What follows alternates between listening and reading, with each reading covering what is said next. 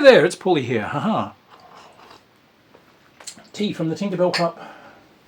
And Mr. Snoots is my companion on a nice spring day. So, one of my terrible addictions, for some reason, is Conan, which I know sounds funny coming from someone with this with this haircut at the moment. Chrome. I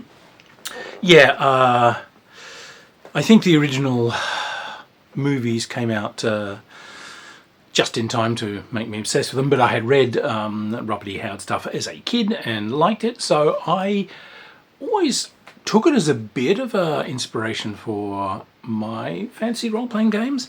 And as different Conan games have appeared over the years, tragically I've got them all.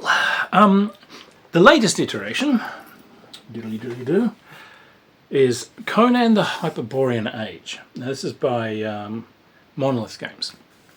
Monolith Games did some Conan board games. So these are the guys that got the franchise now.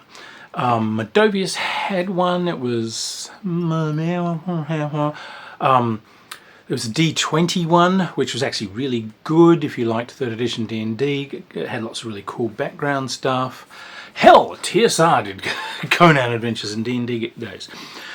This latest iteration, okay, so this is interesting. So, first off, for those of you who do not know, so Robert E. Howard was, pretty much a white guy writing these stories at the same time, say, H.P. Lovecraft was writing his horror stories. Robert E. Howard was writing for similar pulp magazines his stories of sword swinging adventure. In many ways, these are seen as the original sword and sorcery adventures. What characterizes sword and sorcery from normal outright fantasy is that there tends not to be a focus on characters using magic or mystic powers. They often post situations where characters are faced by these powers and have to overcome them as sinister forces, rather than something that's ever used in a beneficial way or is a tool. They often have a bit of a sword and sandals feel to them, as in, somewhat primitive cultures. And they've got that 30s film noir kind of feel to them. Same movement going through where the characters can be morally ambiguous. They don't have to be someone who is an hero.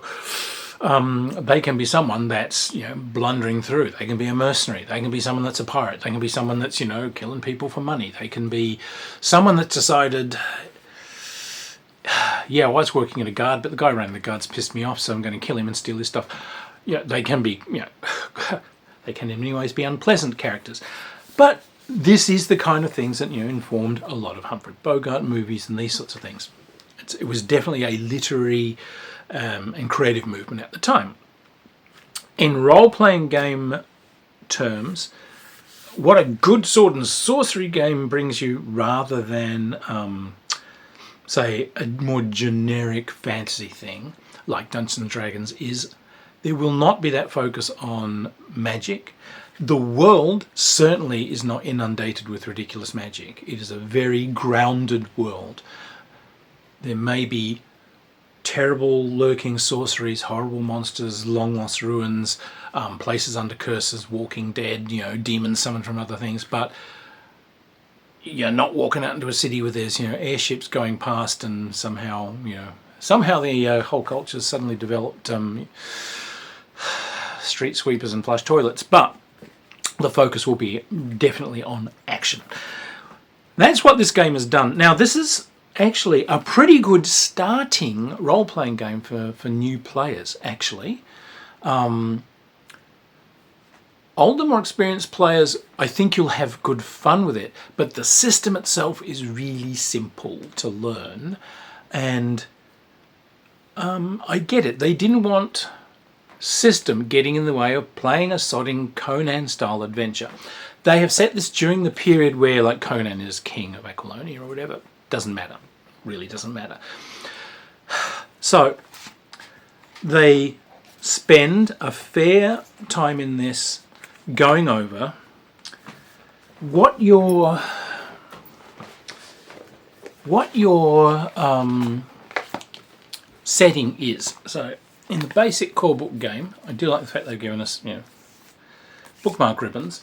It gives you a rundown on the Hyborean age, what the different kingdoms and so on are, what they feel like to be in, but it starts off, I like it, it just gives you a skip run. In general terms, it's like this. Hi, player as an umpire, you don't actually need to know any of this. It then immediately takes you into character generation. So there's no background reading required. You can just get straight into making a character. Thank you. For characters, it's really simple. You pick an origin of some sort.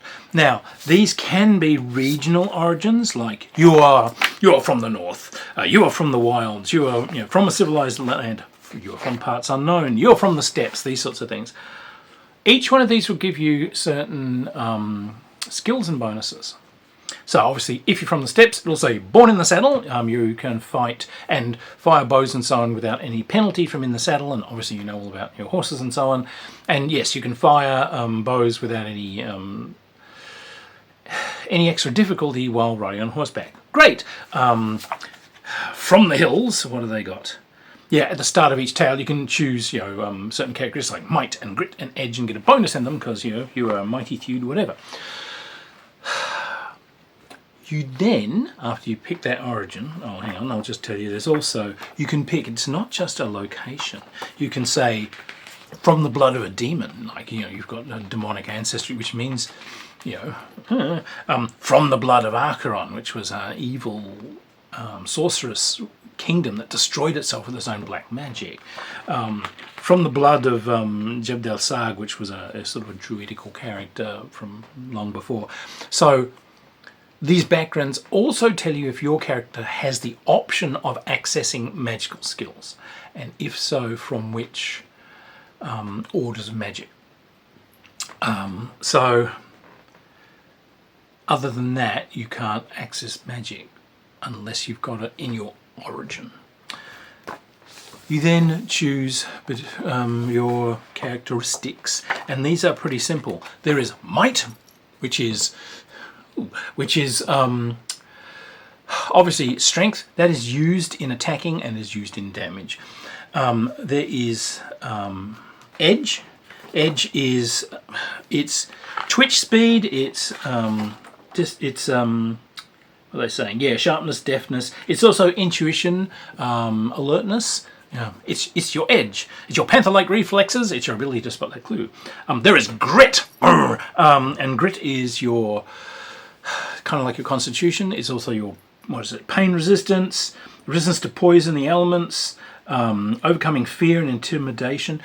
Your life points, hit points, are going to be largely determined by your grit. You also get wits, and wits is used for solving problems, solving conundra, all this sort of thing. It's also heavily used in magic, both casting it and for some things resisting it. It's also eloquence in speech, spotting lies, telling lies, running scams, all that sort of thing. But they've kept that very, very simple. So you just really got those 4 main characteristics. You also work out some worked out characteristics. There is physical defense and magical defense, which are set difficulty numbers for attacking you in that way. Life points, which is your hit points, that comes from your edge and your origin. Your origin gives you a base amount, your edge adds to it. What else? Stamina points. This is part of the game's currency. So you get a certain number of stamina points. It's based on your grit initially, but you can also build it up, and you can spend stamina to do nifty things. Now, there's another interesting characteristic which is called flex dice. Your flex dice is essentially like a wild dice that is thrown alongside your other dice whenever you do a skill test. The skills actually get better the higher the dice you're rolling. Oddly enough, flex goes the other way. Essentially what's happening is you're rolling a dice, and if you roll the maximum number that dice can roll, then you get a special effect. it starts off as a D10. So if you roll a 10, okay, you've got a flex effect. But if you've managed to reduce it to a D8, obviously you get it on an 8, D6, you get it on a D6. So pushing that down is kind of a neat way of getting these things. If you get a flex result, a missed skill roll or attack roll becomes a hit, or if it was already a hit and you've got a flex, then it does essentially does massively extra damage, and etc. And for other skills, it gives you a big old bonus if you use the flex. So, okay. But as I said, bafflingly, the lower the dice of the flex, the better. But for skills, the higher the dice. So, just a strange thing of which to be aware. Crom.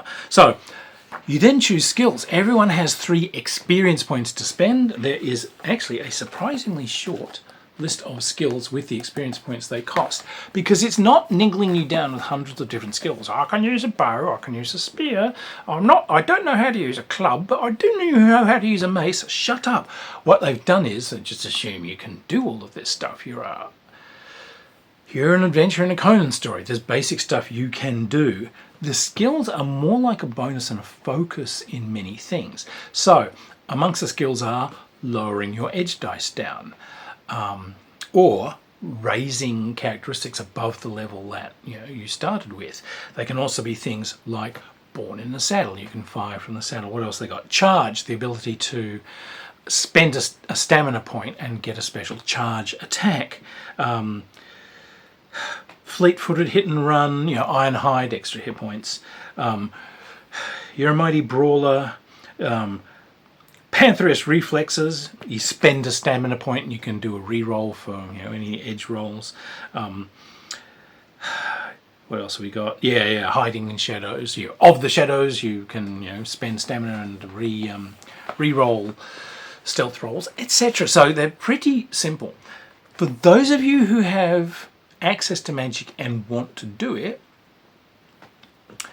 you can also go to the section on magic, and in each different sort of school of magic, there's a list of magical skills, spells, that you pay experience points for.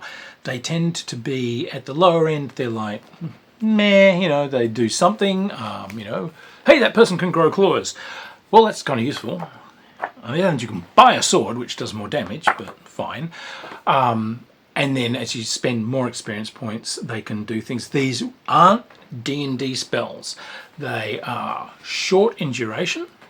They don't change the world. There's no fireballs to blow groups of people up, but you can cast a little flamey thing that is annoying and does some real damage. You can, if you've spent a lot of experience points, you can summon a fiendish demonic horror, but that is a monster, and these guys, if they're guards, then they'll probably deal with them, but if it's other adventurers, these guys are monster fighters, that might not slow them up too long. So it's not game dominating. A guy with a sword is always going to be a fantastic thing to play. You're not going to be overshadowed by the ones that have just got all these spells. So anyway, later on in the game there are much expanded lists, but that is only for after you've earned further experience. You just choose equipment. It's very simple. They just say you get 2 weapons of your choice. Don't have to take 2, but you can. Or 1 weapon and a shield. You can pick whatever damn full armor you like. And you can have any other equipment that seems to suit your background. You've got very, very tight encumbrance rules in this, which are very, very simple. So there's little items, small items. So that might be, what is it? Torches, water skin, parchment, whatever that goes with your character. You can have up to 5 of these, but other than that, you can only really carry 3 items. So I could have all right, I've got a sword, I've got a shield, and javelins. I'm going to take throwing spears. There's a little rule there that says 3 throwing spears counts as 1 item. Okay, very typical. I'm on. A bunch of javelins, chuck at things. You got your shield for defense because you don't get stuck, and you got your mighty sword. Or To hell with it. I'm just running around. I'm just running around in my breechcloth with my two-handed sword. Grom. Inokamai, never do it back there, by the way. Anyway, it's up here. But in any case, pretty simple. You can do a character in seconds flat if you really want to. The last bit is it does ask you to do backstory and have a think about it. There's no mechanisms for that, but it says that's part of the fun. Do it. It's good fun. I am of demon blood. How did that happen? What is it? Was I left on a doorstep? Was I left on a temple doorstep as an innocent looking baby, and when they raised me they began to suspect that something terrible was going on? Cast out as a waif, I wandered the streets and started doing terrible things in order to survive. Or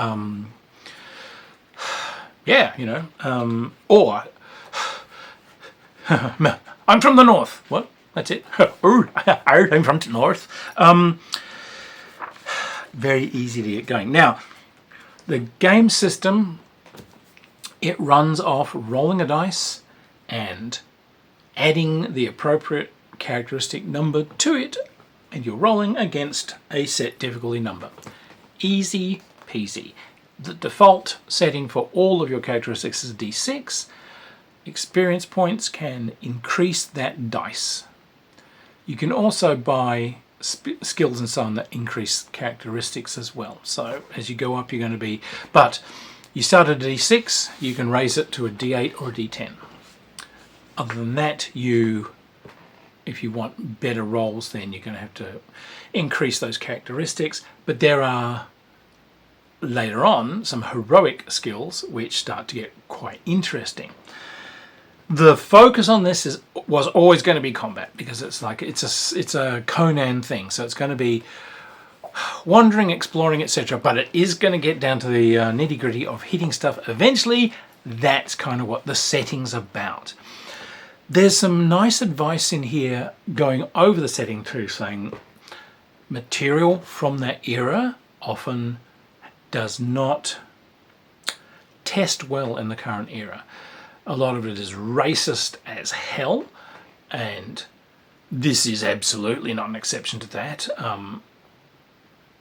Howard was a racist, and sexist in its, in the usual broken way. Women are things with, they're normally decor or sinister. There are, the ones that actually show any gumption tend to be like a sinister sorceress who's there to poison men's minds and yada yada blah blah blah. Later on, you get to like Red Sonja, but that's largely a construction of comic books rather than Howard. So it does warn you about that and says you will have to essentially look at presenting this material in a better way. So there are African-style kingdoms down in the south, because the world is essentially our world in a previous age. So there's no Mediterranean Sea yet, so kind of like Europe, Africa, India, Asia is all one giant supercontinent, but way down in the areas that become Africa, those are African kingdoms. There's coloured people down there. There's kind of a sinister sort of serpent, evil god worshipping Egyptian style culture slightly further north, and beyond that you get kind of more European-y cultures heading north, and then in the northern waste you get like mighty barbarians. Off along the coast you get Picts, who are almost degenerate humans. Off in the east you get different kind of Arabian inspired, and then steppe nomad inspired, and then finally sort of Chinese inspired cultures. The idea was always for Howard was always to have these pretty simple cultural analogues, and the book tells you again and again, we're not that interested in the nitty-gritty details. Certainly they've got histories, and it does go into them at the back of the book. Once you've gone past everything you need to play, it says if you need to know more, here's the deep, here's the entire history, here is the history of past ages, here is what leaves the ruins that you might find, the previous kingdoms, and these are the characteristics of those. So there is actually rhyme and reason to ruins that you find. The colour of the stone or whatever can actually mean something. Uh-oh, we're in trouble. And what different kingdoms became, and so on. Essentially there was a previous era, which is sort of like the Atlantean era, which is where Howard Kroll stories were set. And there was a massive, massive cataclysm that destroyed civilization, and in many areas humans completely devolved into far more ape-like creatures and then sort of had to re-evolve a bit. But there were some areas where humans, although they fell back down to Stone Age, kind of held on more to humanity. So things like the Picts are ones that had gone down into more ape-like, again, very 30s idea of devolution and everything here, but they've devolved into a savage, muscular kind of ape-like thing, and they have become far more human as they've re-evolved, but they didn't sort of hold, they did kind of hold their identity, but they devolved into a very ferocious kind of nigh subhuman culture, which they've climbed back from. So they've got kind of a savage backstory to them. Other groups like the Hyboreans and so on, they are actually the mighty descendants of Atlantis, and so therefore have weird noble strains going back into the path. Strains! So simple. But your characters have hit points. When you are going to do attacks, combat rolls are done as normal skill rolls. Everyone rolls for it, or you characters and the enemy as a group, or roll for initiative, which comes off your edge, added to whatever dice roll you're rolling for edge. Highest one goes first. Everyone's got 2 actions. You can do like minor actions, like talk to someone, yell out, chuck something, here, catch. They're free, but the actions tend to be things like movement and attacks. So they've got an abstracted system for ranges to make this as easy as possible, to do theatre of the mind with as easily as possible. Something is at touch range, which is sword engagement. It's close, which is like if you're fighting with long spears or halberds and so forth. That's also the range at which you can do things like chuck knives or throw tankards and bottles and things. And then there's sort of medium long ranges. Medium is the range at which thrown weapons would operate, like throwing a javelin. The long ranges is where you're only going to hit someone with a bow, and it will take, in general, it would take like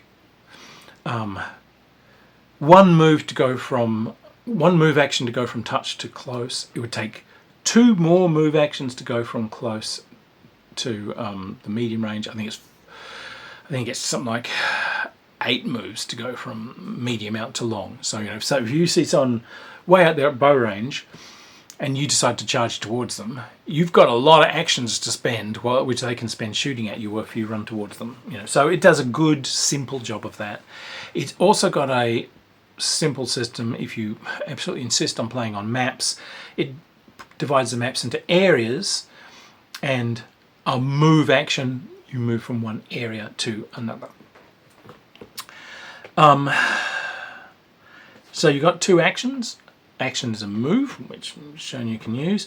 Action is a skill use of some sort, such as trying to smash open that door, such as trying to shimmy down that rope, such as trying to fire that bow at someone, or trying to kill him with a sword. But let's say you were both in the same area as a foe. You can both share the same area. So you're at touch range with your foe. You're both in that area. You don't need to move to hit. So you get to do 2 attack rolls a turn against them because you've got 2 actions. All right, I'm going to attack that one and attack that one. Fantastic. There are things you can do that have 2 actions required to them. One of those is a focused attack, which gives you a big bonus to an attack roll. So you could do 2 normal attacks, or you could like rev it up and try and do 1 big one.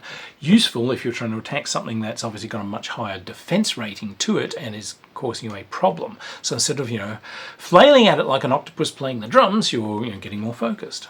Okay. Weapons have a basic damage dice. Cheerily enough, like using a longsword, it's going to be a D8. It does go up to 2-handed swords and axes, which are D12. It's got pictures of things like our old fave, the Sword of Atlantis, and so forth from the movies. It does also, for some reason on the same page, have a picture of a Medieval Zweihander. Which one counts as a two-handed sword? Don't know. Seriously don't know. Look, I just... Conan's Mighty Sword of Atlantis has always been one of my favourite things. But, you know, what the hey. Love running around with that. So anyway, you're rolling that dice and adding your might. That's the damage that comes off your target's hit points if they are a player character or an antagonist level character.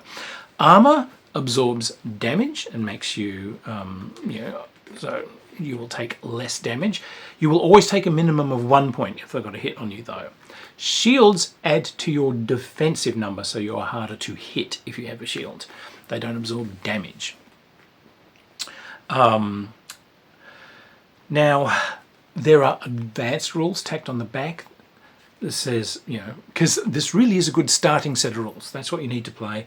There's advanced rules in the back that give you rules for things like if someone wants to dual wield and all these sorts of things. Specialized combat things that they might want to do. Here it all is. Opponents come in different levels. There are antagonists, which is like character level antagonists. They have life levels, hit points, the way you do, and you fight them by whittling that down. Their armor subtracts from the damage, etc. So they are way more of a challenge, a pain in the ass to take down. When anyone, player or bad guy, gets to 0 life, they are down. Now what it says is if you get to 0 as a player character, you have to make a grit roll. If you fail, you are dead. If you pass, then you're out, but somehow you've managed to pull it together and survive, and you crawl out of the bodies afterwards. Your friends can drag you off, whatever. You've got 1 life point comes back, and you can sort of stagger off. During the course of an adventure, you are allowed to do up to 2 recoveries, which is taken as setting up camp for a while, binding wounds, drinking wine, and trying to recover. You will get sort of half of your life points back, but you can only do that twice during an entire adventure. You have to be safe and unbothered as you do it, and it takes, basically you're taking the day off. But you can only do it twice. The next sort of lower levels, there are essentially just foes, not major antagonists, just kind of mooks and foes. How they work is you don't do life points damage to them. They don't have armor that subtracts. They simply have a difficulty to hit, and they have a thing called threshold, which is a number there. If you deal more damage to them in a hit than their threshold, then they're down. A Conan battle, you want to kind of hoe your way through a whole bunch of mighty guards, screaming skeletons, eerie cultists, this sort of thing. So if you get more than their threshold, they're just down. If you don't get more than their threshold, then the next time they take any damage, they're down. So it keeps that really simple. They've got a lovely bestiary in here. In which one? This one. It's not D&D. It's not filled with 400 million different monsters of strange and weird. But there's rundowns on vampires. The illustrations. It's beautiful, by the way. There's a whole section on mummies. You'll notice typically things have 3 different entries for each monster. There'll be like the kind of minion foe level. There'll be like a basic one. There'll be a slightly tougher one. So in the case of mummies, it's got mummy, regular undead mummy. There'll be mummy elect, undead champion. He's way tougher, but he's still a minion. He's still got a threshold. And there'll be a mummy king, and this will be actually a foe. And often these are quite tough. They have way more life points and so on than you do. Each of these might also have an entry for special powers and special things that they do. Chilling touches, darkness, what the mummy's got. A basic mummy, chilling blast. Once a turn, a mummy may use one of its actions to target a single character with a sorcery attack which will, yeah, it'll drain. It can sort of chill someone down and drain life out of them. So we got living statues, and we've got considerable lists of men, because men are often the main foes. So they've got guards. You're going to end up fighting guards a lot of times. So they split those into like guards and veteran guards and captains of the guard. Bandits, Picts, cultists, pirates, barbarians, steppe riders, and sorcerers. So you've got a considerable array of just humans, because again, you're not being snowed under. The thing about good sword and sorcery is that things like skeletons or undead or an actual monster, that's a climactic creature. That's horrifying. That's like, whoa, the dead walk. There's ghosts, there's vampires, which are kind of interesting. And these aren't D&D monsters. They're not filled with hundreds of powers and things, but they're things like vampires. A vampire master or mistress, a senior one, yeah, she's quite tough, but they've also got things like these things are hungry. They'll always attack if they can. So like they're a little bit, they can't really pose for too long as being like a normal person, because the hunger starts to come through. They're angling for God, they can sense you, they want you. So yeah, there's some nice bits there. There's ghouls. There's Set, which is an evil creature, that's sort of an evil god from an earlier age that embodies sort of chaos and overthrow and etc. He's got his minions. There's some stuff kind of shared from the Lovecraftian thing. There's deep dwelling kind of marine fish folk who are unpleasant. There's jungle dragons, winged nightmares, lesser demons, frost giants, nameless horrors, which is a cover for anything like, be it a Shoggoth like blob or some Cthulhuoid tentacle thing, or a giant gibbering crazy godlike thing. You're expected to be able to like maybe handle giants and so forth.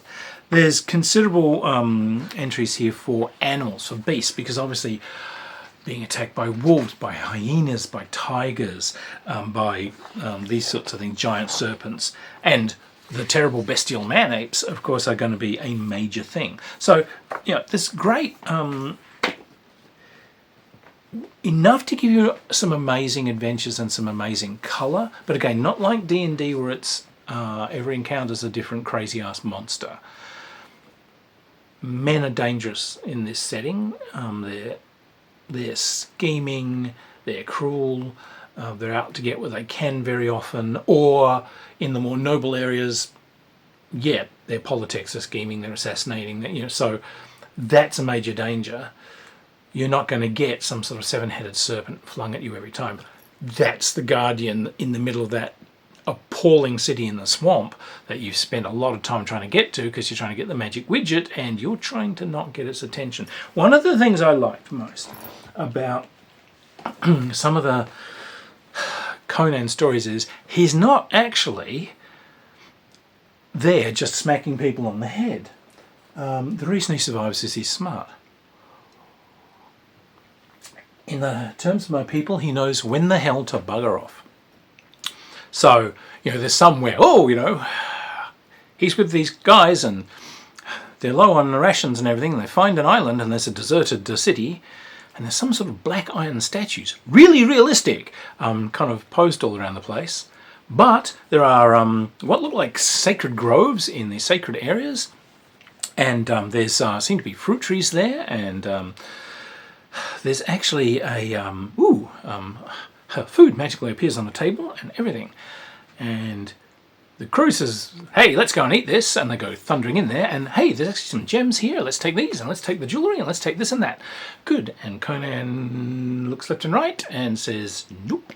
And he puts a raft together, and he just takes it way offshore and doesn't touch nothing, just what he brought with him, and moors it out way offshore. And somewhere about midnight he hears the screams and yells and whatever, when things suddenly go silent.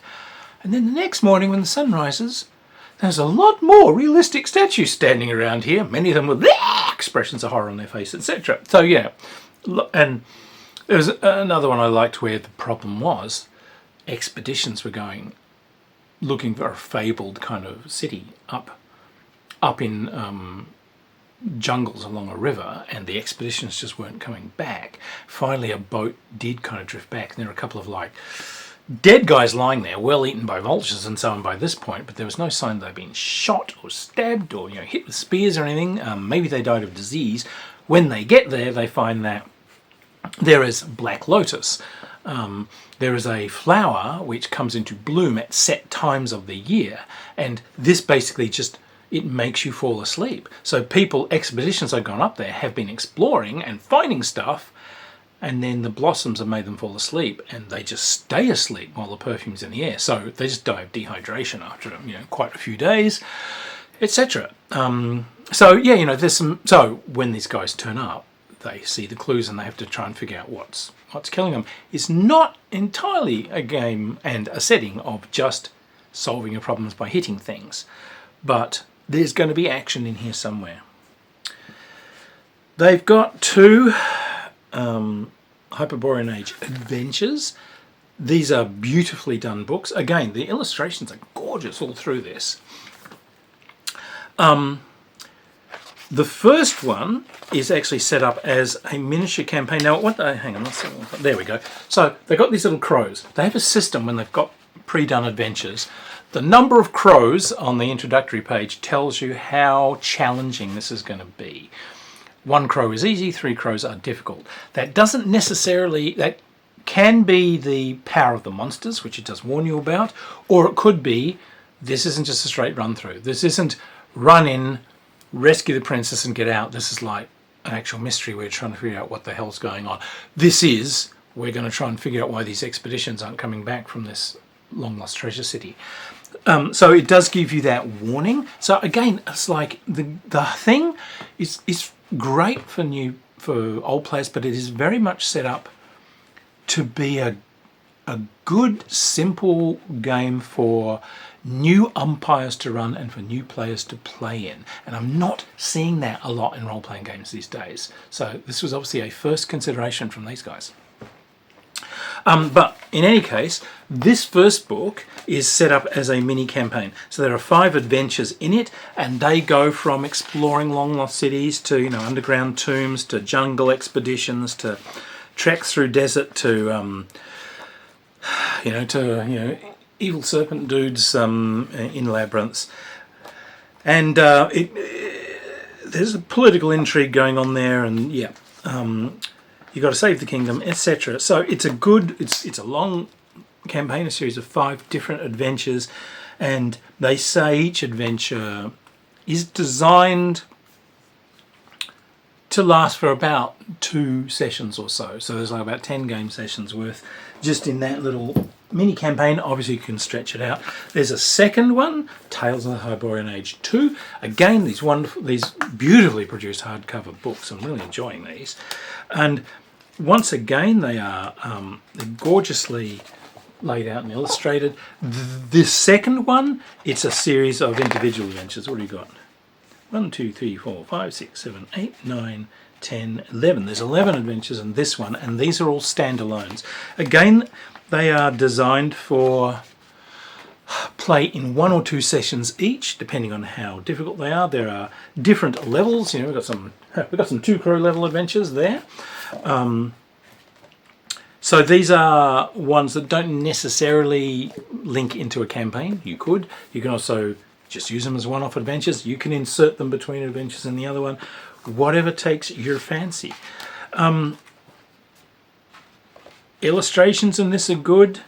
I guess kind of the excitement for character advancement is when you get into those hero skills. Your basic skills are pretty basic, but as you finish adventures, the adventure gives you a set number of experience points. It's largely based on milestones. When you get to certain milestones in an adventure, it will give you an XP, and finishing an overall cool adventure will give you like 1 or 2 or sometimes 3 XPs. Often a good guide is you walk out of the adventure with XPs equal to the number of crows that were at the start. Is a simple idea. But those hero, you can save these, you can spend them immediately, or you can save them and save them up to buy expensive skills, because the hero skills can get quite expensive. But this is where you start to build some weird things. So you can get things like follow through attacks. If you kill a minion, you can immediately kill a second one that's within touch range of you. You can spend those stamina points to get extra attacks. You can spend stamina points to increase damage. There's things that help you specialize in fighting two-handed. There's things that specialize in helping you use your shield better. There's things that help you specialize in being a way better archer. There are things that make you a way better sorcerer. These are the things that really make you better. You don't pay as much to cast your spells. You don't... you become harder to hit. You get some specific things to make you stealthier. So the things that really build up the character with the more heroic skills. And if you really want to be a sword waver, they've gone out of their way to make sure that you can comb through considerable lists of skills and think, no, I really like Conan with a two-handed sword. All right. Yeah, I'm going to take the ones that let me do all these, spend the stamina to get the massive blows, but also, other ones that give me the additional hits, and that's what I'm going to build up on. You haven't got any better at skill, though. Yeah, but when I do hit, it's a doozy.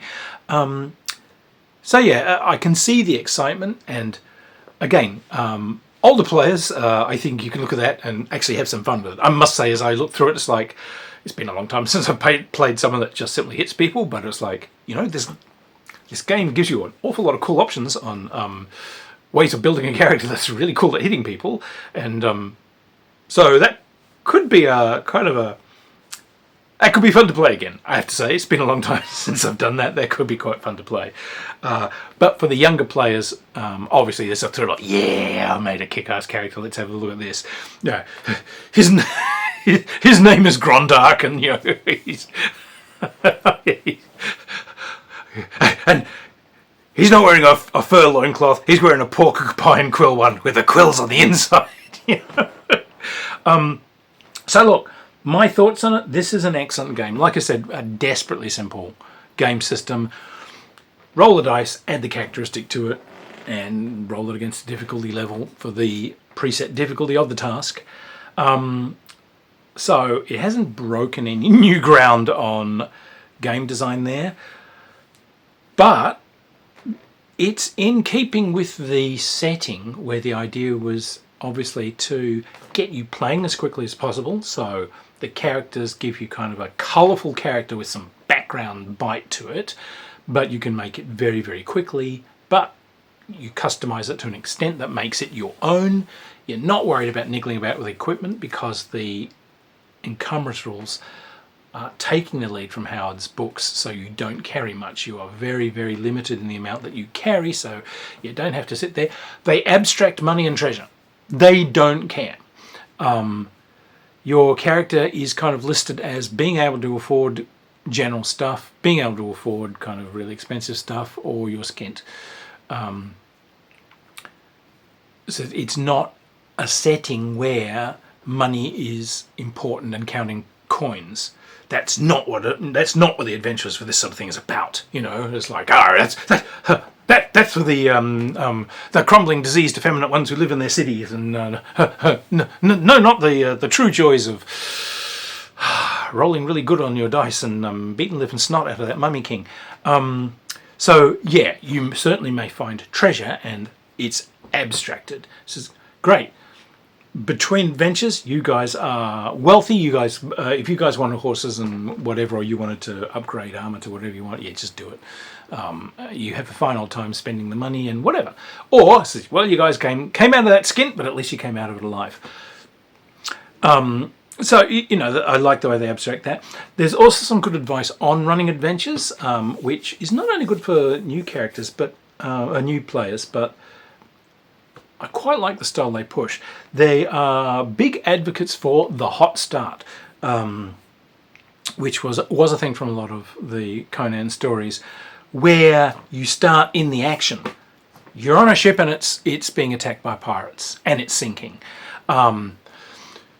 You're in this town and it's being completely overwhelmed by a screaming barbarian horde that's just come bursting through the walls. The caravan you're with has just been overwhelmed by savage barbarians, and you're in the fight, or you're fleeing, or that mighty storm has hit you guys and you're wandering in the desert and you are starving to death, you got no water and you guys are starting to drop. It's like they really do suggest that you throw people into action, let them deal with it, and then fill in the gap. So after that last adventure, you guys hung around for a while, and then you're given a pretty simple job. Just, hey, take this, help guard this caravan, and, we'll give you some money, and, hey, it was heading towards, Zamora, that city you wanted to see anyway. Right, so now we're in the desert with no water. Yep, you are. So, and that's the stress you put on them. Now they've got to do actions, now they've got to do things. I quite like hot start adventures. They're good fun. They get people's hearts racing, and, so it's an interesting game. Previous iterations of Conan games I felt always had game systems that were too complex to capture the feel.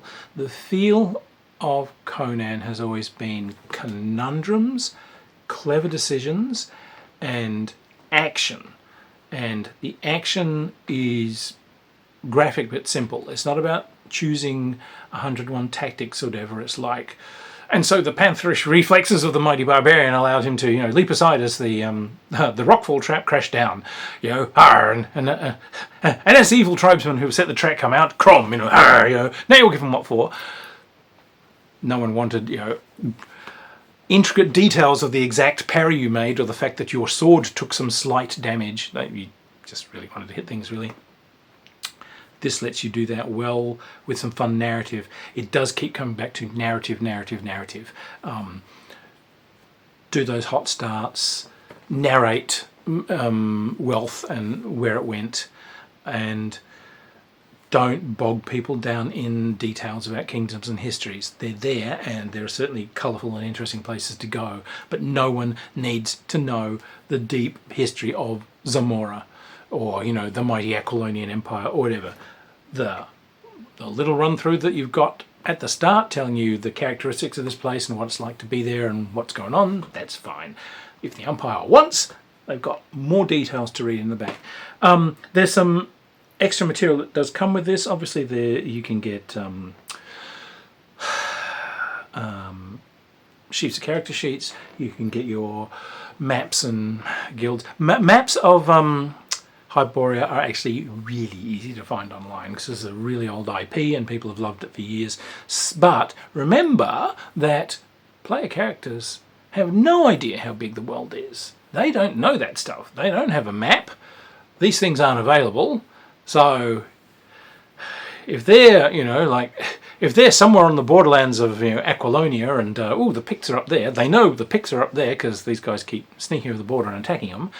They have no idea where the mighty cities of the Chinese Empire, Yukitan, is a few thousand miles that way. That's like, no one knows that's there. It's just, it is there, but there's no postal system, and no one's actually wandered across those steps to say, oh, by the way, this is the latest fashion in this place. Look, I got this hat. Anyhow, this is a good game. I was intrigued at how simple it was when I got to the system, and I was wondering, is it too simple? No, I gave it a go, and it was actually good fun. It engaged people. It just let you play, and that's the thing I like about this. Get your character relatively quickly. It's got lots of colour. We can throw you into a hot start adventure full of colour, and for someone who just wants to pick the books up, the book itself has adventures in it, and the adventure collections are, all of them, very easy to pick up, to read, to figure out what's going on and run. So without having to cook up much on your own, you can get a campaign going and entertain. So anyway, I'm really glad that a good new Conan thing is out, Mr. Snoots can, wield swords in his trunk and get out there. Except that elephant-headed guys are actually like a race of extraterrestrial entities come gods. But what the hell? It's worth picking this one up and checking it out. And as I said, the production values of this are gorgeous. The artwork is well done. It's well laid out. And it's easy to read. I really do suggest this one if you've got some kind of, some new player wanting to play. D&D in its current iteration is expensive and niggly and nigh impenetrable. This was an easy read, and you can be playing it the day after you bought it. Anyway, look after yourselves if you're overseas areas like the USA and the UK, particularly the USA, which seems to be descending absolutely into the maelstrom. For the LGBTQ communities in those places, particularly the transgender communities, do not lose hope. Remember why you came out. It was to embrace your joy, so never lose that joy. These people can't take that from you. Do everything you can on every single political level to fight for your rights. You only get the world you work for. Alright, my loves. Hopefully I'll see you around a games table someday, somewhere, somewhen. Bye.